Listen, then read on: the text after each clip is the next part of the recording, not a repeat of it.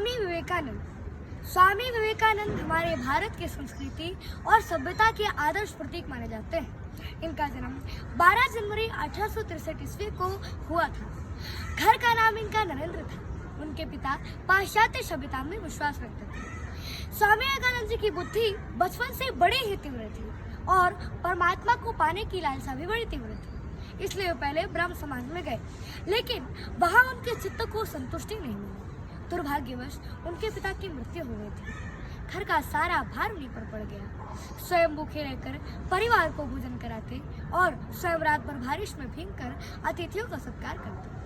अंततः उनका विवाह भी नहीं हुआ था। एक दिन रामकृष्ण परमहंस की प्रशंसा को सुनकर पहले तो उनसे तर्क करने की विचार से उनके पास गए, किंतु रामकृष्ण परमहंस ने उन्हें देखते ही पहचान लिया कि ये तो वही शिष्य है जिनका उन्हें बेसब्री से इंतजार था।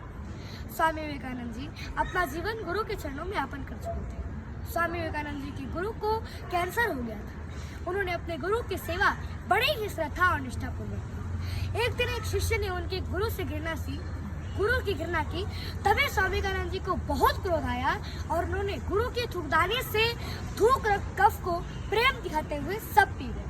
गुरु के प्रति ऐसी अनन्य भक्ति की कि स्वयं के अस्तित्व को गुरुदेव के चरणों में विलीन कर दिया।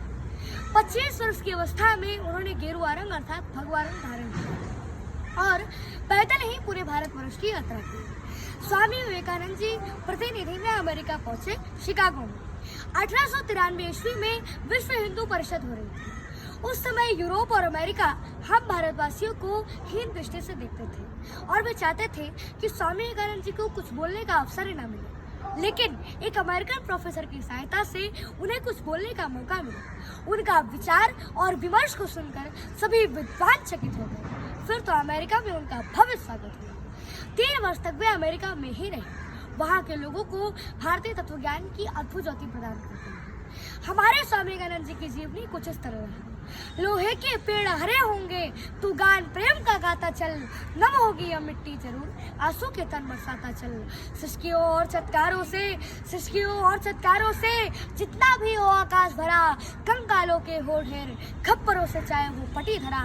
आशाओं के स्वर का भार पवन को लेकिन लेना ही होगा।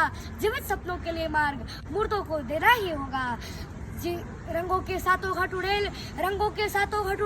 या अंधियारी रंग जाएगी। उषा को सत्य बनाने को जातक न ऊपर छितराता चल। तलवार मारती उन्हें बांसुरी उन्हें नया जीवन देती। जीवनी शक्ति की अभिमानी यह भी कमाल दिखलाता चल। और 4 जुलाई 1902 को उनका पार्थिव शरीर पंच तत्व में विलीन हो गया और आज सारा विश्व हमारे भारत के चरणों में नतमस्तक है। जय हिंद, जय भारत, वंदे मातरम।